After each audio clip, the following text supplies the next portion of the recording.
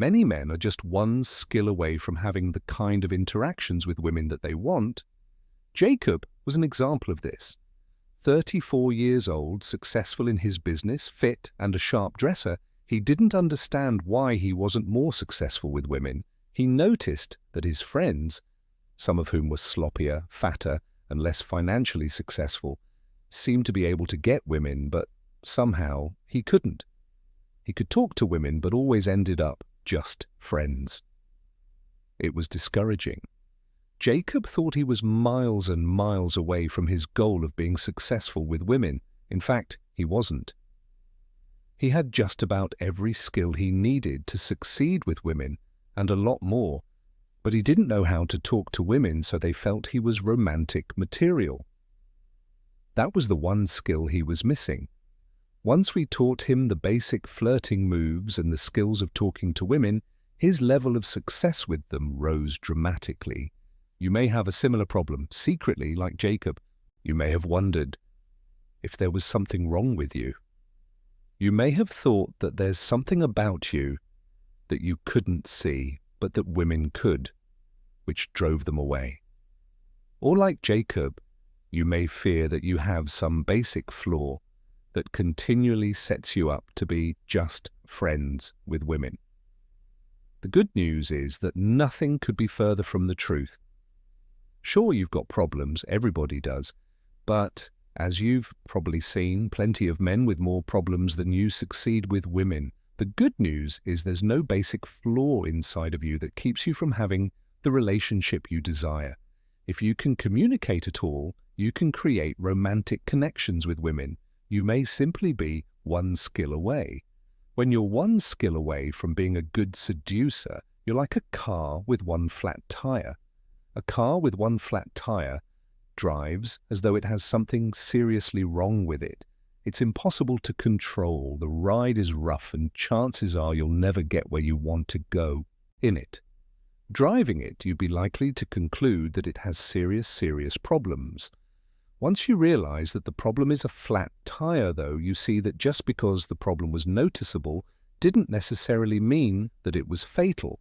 By fixing the flat, a simple 10-minute procedure, once you know how to do it, you transform the entire car and can get where you want to go easily.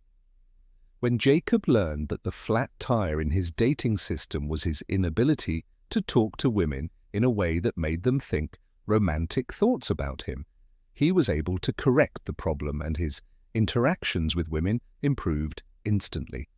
He had the missing piece and was able to seduce women. Your problems, too, may not be as big as you thought. A simple set of new skills may make all the difference. If you've ever learned any skill, then you can learn how to talk to women. You've simply never been taught how before. It's like learning any new procedure. Once you master the basics, the rest seems easy. This book will teach you what you need to know. In Chapter 1, you'll learn about what it takes to initiate interactions with women. You'll learn about the importance of interrupting women and being able to redirect their attention toward you. Most men fail at this because they don't know what to do once they have a woman's attention. Don't worry, we'll cover that too. You'll also learn about opportunities and the surprising truth that not taking opportunities with women can naturally lead to taking them if you do it our way. You'll learn about curiosity and how you can tap into your natural curiosity with a woman to easily create stress-free conversations in which you both experience a real connection with each other. In Chapter 2, you'll learn about the HIGH program, which is the perfect place to start building your skills in talking to women.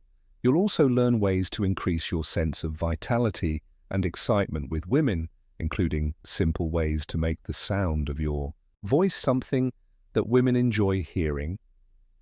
However, only knowing what to say to women is not enough. You must also understand the inner game of talking to women, or you won't be able to get yourself to take action with them.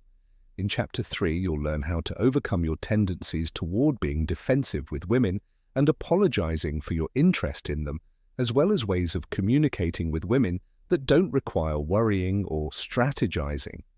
In Chapter 4, you'll enhance your grasp of the inner game of talking to women by learning once and for all how to overcome the fear of being rejected by women. You'll also learn how to handle panic around women so you can use the skills in this book, even if you get nervous. In Chapter 5, you'll learn how to leverage the hidden seductive power of the simple question, what's the story behind that?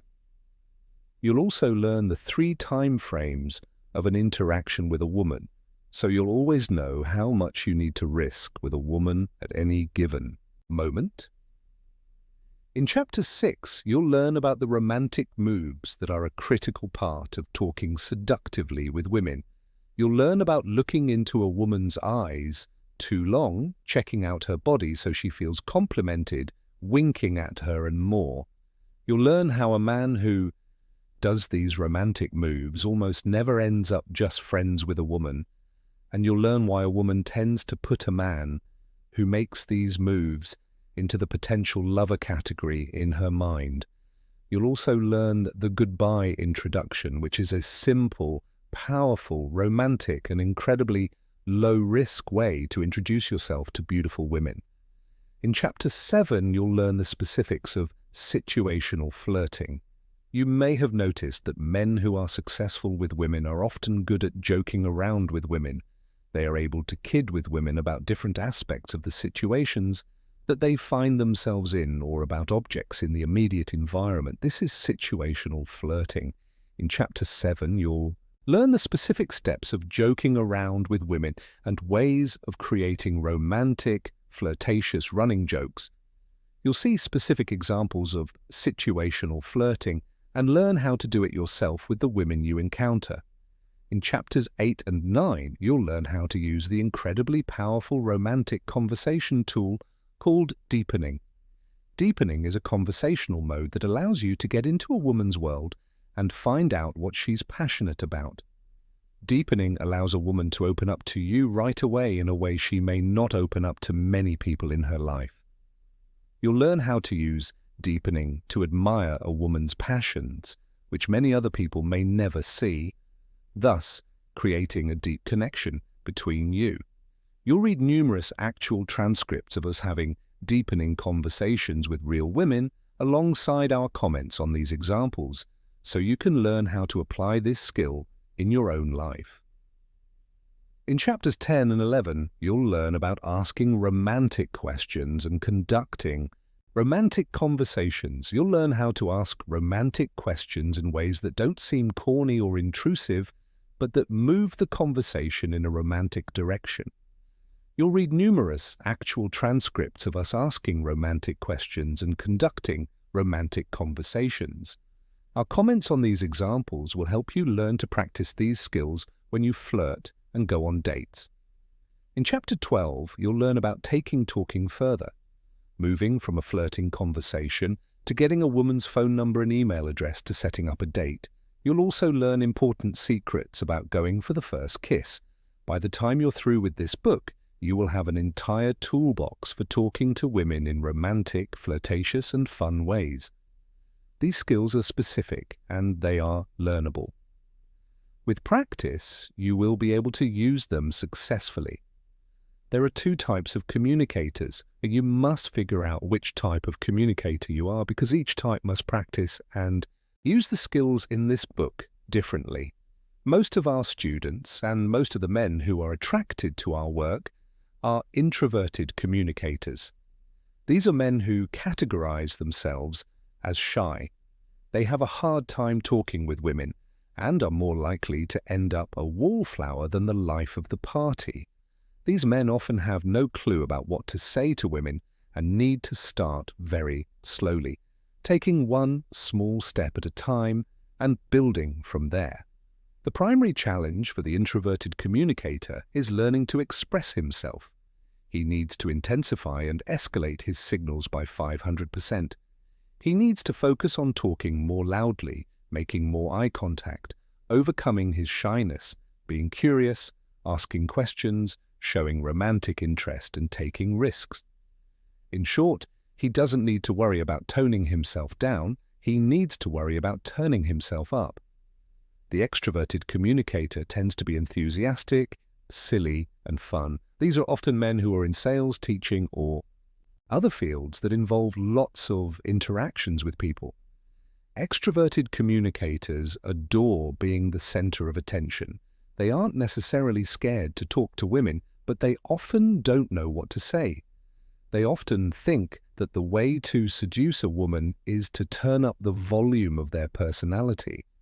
This is what the introverted communicator needs to do. But for the extroverted communicator, it's a real mistake. If you're an extroverted communicator, try listening more, talking more softly, and chilling out. Don't try so hard. In short, the extroverted communicator doesn't need to worry about turning himself up. He needs to worry about toning himself down. As you read this book, keep in mind which type of communicator you are. This will influence your decisions about how aggressively you use this material. We are also the authors of the book How to Succeed with Women. That book provides a step-by-step approach to finding, meeting, dating, and seducing women, and it has been very successful. The one thing that was missing from How to Succeed with Women, however, was detailed information on how to talk to women. We had a few paragraphs on the topic, but that was not enough. This book rectifies that problem and exhaustively explores the topic of talking to women. What it does not do is repeat the information from How to Succeed with Women. If you want to learn about where to meet women, setting up successful priming dates and seduction dates, handling the problems and trouble women cause, getting the first kiss, proceeding to sex with women, and a lot more, we suggest you get that book.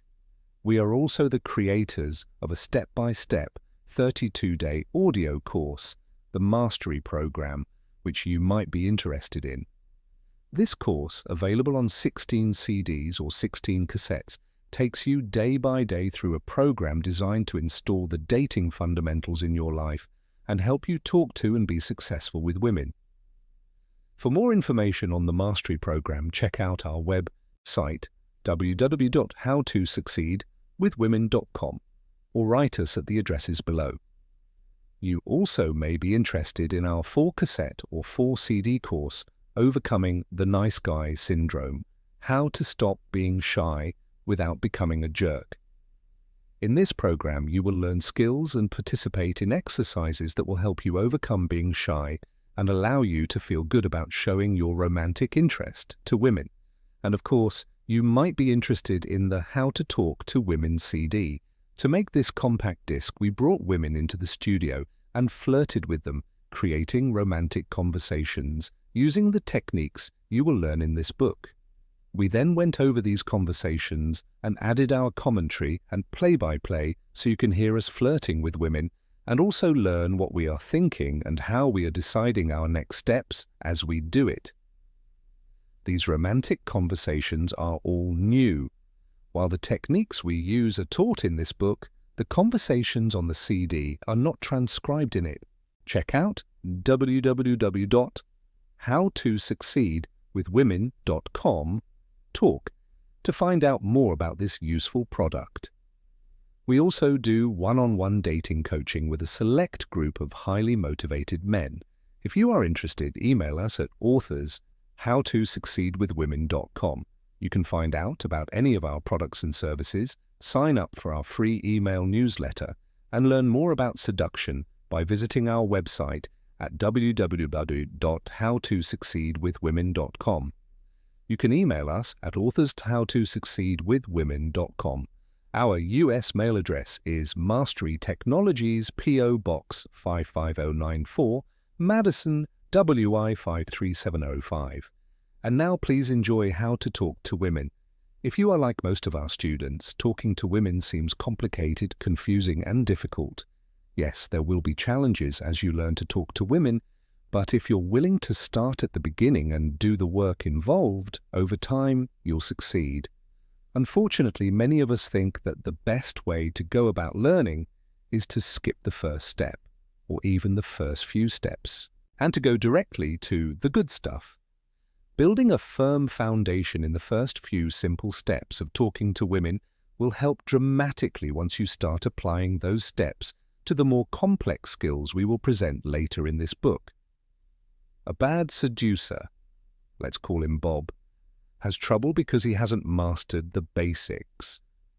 If you are like Bob, you want to avoid saying hi to women, and you only want to ask the one foolproof and mythical seduction question that will make any woman strip and have sex with you in 30 seconds or less. If you are like Bob, you expect to overcome 25 years of shyness and failure with women after reading 5 pages of this book. We wish we could teach you that one question that would get any woman to fall in love with you and have sex with you in 30 seconds or less. We wish we could help you overcome fear and shyness after reading 5 pages of this book, but we can't. We can, however, teach you a series of progressive steps you can use to learn to talk to women. We can teach you questions, approaches, and conversational modes that will help you be seductive, but you must be willing to start at the beginning. Once again, if you want to become good at talking to women, that is, if you want to learn how to talk to women seductively, you have to start at the beginning. Seducing women by talking to them is a process. The first step of that process is answering the question, how do you get that initial contact with a woman? After we have answered that question, we will go on to learn ways of talking with her, ways of flirting with her, and ways of constructing and conducting romantic, seductive conversations. Get ready. This plane's about to take off. We hate trite, useless advice like, just be yourself, or just go talk to her. This kind of advice is worse than useless because it offers nothing specific to do, yet leaves you feeling bad about yourself for not following it. Sure, being yourself is a good thing, but how should you do that with women? More specifically, which part of yourself should you be? We all wear many hats in our lives. When you approach a woman, should you be the self you are at work, the self you are at church, the self you are at a strip club? We all need to cultivate the romantic parts of ourselves, the parts that are naturally fun and seductive. But just saying you should do so is not enough. If just being yourself had worked, you wouldn't be reading this book. Just be yourself is pretty worthless advice. The same goes for just go talk to her. We've all been given this lame advice, but most of us have no clue what to talk to a woman about. The other day, a shockingly beautiful young woman we know was wondering aloud to us why our books, audio courses, and other material are necessary at all. All you have to do is go up to people and talk and just be yourself, she told us. It always works for me. As she said this, her full breasts rose and fell with each breath, and her beautiful blonde hair swayed as she moved her head. We also know a man who is a model in a large city. When we go out with him, we're always amazed that women approach him and give him their phone numbers. He also likes to tell us his secret.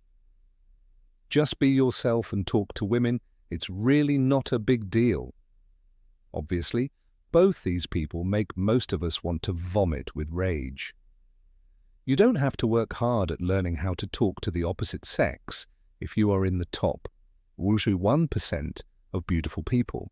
If you're that hot, the world will beat a path to your door. For the rest of us, there are specific skills to learn which are much more effective than just be yourself and just go talk to her. Our work has always been about breaking complex social interactions into teachable steps so those who employ our methods can succeed. Our students have discovered a new level of ease and freedom with women when they've learned to use this material. We'll start small so that no matter how shy you have been, no matter how shut down you've been, no matter how many problems you've had with women, you will be able to take action and move forward. We remember how hard it was to talk to women and how much courage it took for us to transform our skills and our abilities. We remember how we wished we had help in figuring out what to do, and we remember how we had to start with very small steps before we could move on to longer conversations. We had to figure out talking to women through trial and error. At first, we constantly failed. We were each as uncomfortable and awkward when talking to women as any guy we've ever met. We failed more often than you've failed, and we made fools out of ourselves time after time, but we stuck with it and transformed our dating lives. We mentioned this not to toot our own horns, but to give you hope. No matter where you are in your life, no matter how little experience you have with women, there is hope. You can learn to seduce women. You can learn how to talk to women, and you can have the success you want. You can't be an effective seducer unless you feel self-expressed around women. A man who is self-expressed has character. By that we mean that he's an individual who follows his own path. He feels confident making decisions about where he wants to take his life. He embraces the ways in which he is similar to, as well as the ways in which he is different from others. He is able to be himself without being overly concerned about how women will respond. And he's not trying to control or fix women. He is authentic and honest. He doesn't squelch himself, suppress himself, or hide from life. When we say that you should be self-expressed, this also means that you must find your own way with the material in this book. None of our books or audio courses are designed to be a set of rules to box you in. We all have different approaches with this material. Even we, Ron Louis and David Copeland, have very different approaches from one another. We agree on the fundamentals, but we approach them differently. The main commonality among all effective seducers is that each embraces his unique approach and style. The best way for you to communicate with women is to find your unique style. Otherwise, you'll seem fake and feel awkward when talking to women. Let's digress for a second and look at the opposite of self-expression: withholding, feeling bottled up, and unable to talk to women. We've found that men are most upset, frustrated, and plain old nuts when they aren't self-expressed. Not getting laid doesn't drive guys nuts. A guy can go months without getting laid. What drives men nuts is not interacting with women, not talking to women, hiding out at home, and not being in the game. What drives men nuts is having the desire to make contact with women and not doing anything about it. Avoiding the risks of life drives men crazy, not failing or being rejected. When you're engaged in life, taking risks and interacting with women, women will find you attractive. What fails every time, however, is staying on the sidelines of life feeling bottled up and depressed. Your first task on the path to becoming a seducer is to understand and accept that you, the man, are going to have to interrupt women in order to get their attention and start a conversation. Let's examine the word interruption. It's a harsh word. Most of us associate interrupting people with being rude, obnoxious, or disrespectful. For many of us, this is especially true regarding interrupting women. When we say interruption, we don't mean to imply being rude or obnoxious at all. We use the word interruption, though, because it communicates a harsh truth about talking to women. When you first interact with a woman, you will probably have to do something specific to direct her attention away from whatever else is going on in her life and toward you. You are going to have to take some action, though as you will see, it doesn't have to be a big action to get her attention. There's forcefulness about the word interruption that describes the energy you will need to do this. As you have no doubt noticed, women are usually not thinking about you. They are off in their own world, on their own vector, in their own flow. Hot women are not likely to come up to you and say, "Hey, you look like an interesting guy. I would love to have a conversation with you," and then seduce you. Therefore, if you are going to interact with women, your first task is to get their attention. And you get their attention by interrupting them. In a certain sense, you are interrupting women on a deeper and deeper level with every stage of a seduction. You interrupt her when you first say hi to her. You interrupt her on increasingly deeper levels when you talk for the first time, when you ask for her number and email address, when you have romantic conversations, when you ask her for and conduct the first date, when you go for the first kiss and so on. You are always interrupting her and initiating something deeper. The burden of initiating and interrupting women will be on your shoulders until you die. The tools in this book will help you carry that load. In fact, they can turn this burden into a boon for you, not just with women, but with every area of your life. Sometimes a man will ask us, why should I risk rejection? Isn't this the age of equality? Why don't women initiate with me and interrupt me? It's funny. Women talk a lot about how men don't feel enough.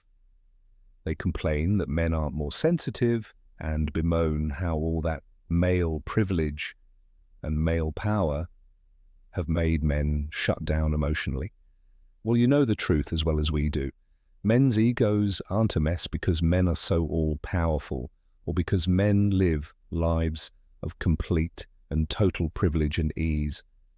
Men's egos are a mess because they don't have any tools for handling rejection, and they have to throw their ego in the sewer every time they approach and risk being rejected by a woman. So, of course, men aren't going to be emotionally sensitive.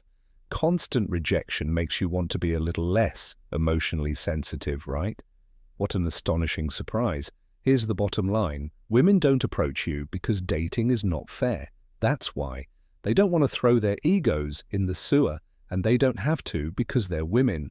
They are allowed to demand equality as much as they want and still leave all the risking of initiation to you, at least in the early parts of dating. We suggest that you accept that this is the way it is, and that instead of being upset about it, you realize that this actually gives you a certain kind of power. If you have to do all the interrupting and initiating, you get to say when you will approach a woman. You get to say when you will ask her out. You get to say when you will flirt with her. Once you start seeing that having to do all the initiating and having to take all the risks gives you the power to go after what you want. The fact that women don't have to initiate with men will not bother you so much. Okay, our little men's rights speech is over. We agree that you have every right to be mad about this state of affairs, but staying mad doesn't work. It won't get you the girl. The good news is that when you know how to take the proper risks with women one step at a time, you don't have to shut down your emotions and become an unfeeling jerk in order to initiate with women. And once you know how to do it, you'll be able to go after the women you want with a lot more freedom than most women feel they have to go after the men they desire. Your ability to initiate with and interrupt women is critical. Everything in this book is built on that skill. Successful seducers understand the stages of seduction and are willing to start at the beginning. Before we give you specific ways to start interrupting women, it will be helpful for you to learn a little about a few core concepts: the numbers game, opportunities not taken, and giving and receiving risks. As you learn to interrupt and initiate with women, you must remember that all your interactions with women basically boil down to a numbers game. A certain amount of the time you will succeed, the rest of the time you won't. The great thing is that if you have enough interactions, your success is all but assured. It's like the insurance salesman who knows that he needs to make 75 cold calls to get one appointment and that it takes 4 appointments to get one sale. Therefore, he knows that he needs to make 300 cold calls, give or take, to get one sale. He knows it's a numbers game and that all he has to do is to continue making those calls. Eventually, the numbers will work in his favor and he'll make a sale. With women, it might take 10 interruptions to get one conversation, 10 conversations to get one phone number, and 10 numbers to get one date. This is good to know because each failed interaction brings you closer to success. In How to Succeed with Women, we wrote time and again that dating is a numbers game. We're saying it again now. It's empowering to know that dating is a numbers game because knowing that will help keep you going toward your eventual success. Every time an interruption or initiation with a woman doesn't work, remind yourself that that failed interruption brings you one step closer to the inevitable success. The key difference between successful seducers and unsuccessful ones is that the successful ones know it's a numbers game and keep going no matter what. Unsuccessful seducers whine to their friends, hide in their bedrooms, or feel upset and give up approaching women entirely. Train yourself to see that approaching women is a numbers game. Men often feel bad about themselves when they see an opportunity to approach or talk to a woman, and they don't take it. They don't take the opportunity because they are scared or upset, or because they simply don't know what to say. This leads to missed opportunities and plenty of good old-fashioned self-criticism. "I was such an idiot not to talk to her," these guys will say to themselves. "What a moron I am. I can't believe how stupid I was not to talk to her. It was a perfect opportunity. She was so hot. I'll probably never get an opportunity like that again, and I blew it." There are lots of times in life when beating up on yourself to get yourself to behave better is a good idea. There are lots of times when it works. Unfortunately, this is not one of those times. When you don't take an opportunity with a woman and then punish yourself for not taking it, you just attach a lot of pain to the whole idea of taking opportunities to talk to women. This makes you less likely to talk to a woman the next time an opportunity comes up, not more. There's a sequence in the way most men treat opportunities with women. First, you don't see opportunities at all. It seems like there are no women on this planet for you to interact with. Second, you start to see opportunities but don't take them. You see a hot woman at the grocery store but don't talk to her. You're at a party and see a beautiful woman but don't approach her. You're at a club and see a sexy woman but don't dance with her.